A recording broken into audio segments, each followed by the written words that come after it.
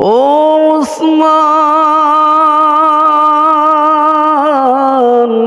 রাদিয়াল্লাহু তাআলা আনহু, আপনি কেন কবর দেখলে বেশি বেশি করে কান্না করেন?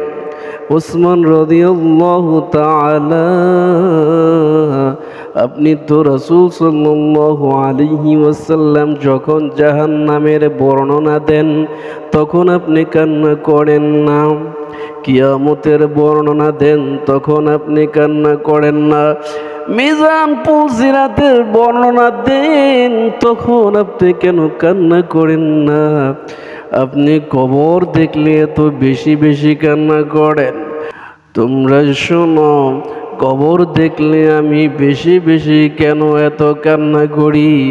আমার এত কান্না হয় কেন? আমি কেন মিজানের কথায় কান্না করি না? আমি হাসরের কথায় কান্না করি না? আমি জাহান্নামের ভয়ে কান্না করি না?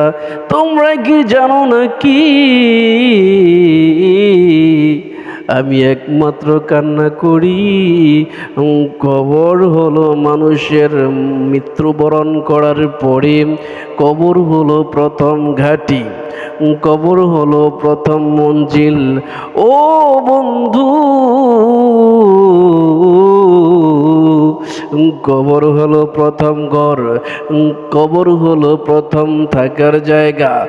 মানুষ মৃত্যুবরণ করার পরে যখন কবরের ভিতরে রাখা হবে, রাখার পরে ওই কবরের ভিতরে যখন প্রশ্ন করা হবে, সেই প্রশ্নের মধ্যে যদি জবাব না দিতে পারে ও বন্ধু,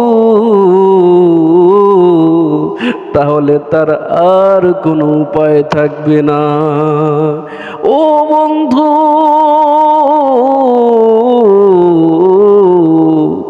ওই কবরের প্রথম প্রশ্নের জবাব যদি না দিতে পারি, তাহলে মিজানে ধরা খাবে, পুলসিরাতে ধরা খাবে, হাসরে ধরা খাবে, জাহান্নামে ধরা খাবে। ও বন্ধু, আর কবরের ভিতরে যদি বান্দা সঠিকভাবে জবাব দিয়ে দিতে পারে, তাহলে প্রত্যেকটা জায়গায় সে সফল হয়ে যাবে। এই জন্য আমি কবরের চিন্তা বেশি করি, কবরের কথা খুব আমার বেশি স্মরণ হয়। কবর হলো একটা ভয়ানক জায়গা এবং কবর হলো একটা শান্তির স্থান। কেউ যদি কবরের আমল নিয়ে না যেতে পারে, তার জন্য খুব ভয়ানক অবস্থা হয়ে যাবে। কবর প্রথম ঘাঁটি, কবরের অবস্থা কেমন হবে? এই জন্য আমি কবর দেখলে বেশি বেশি কান্না করি।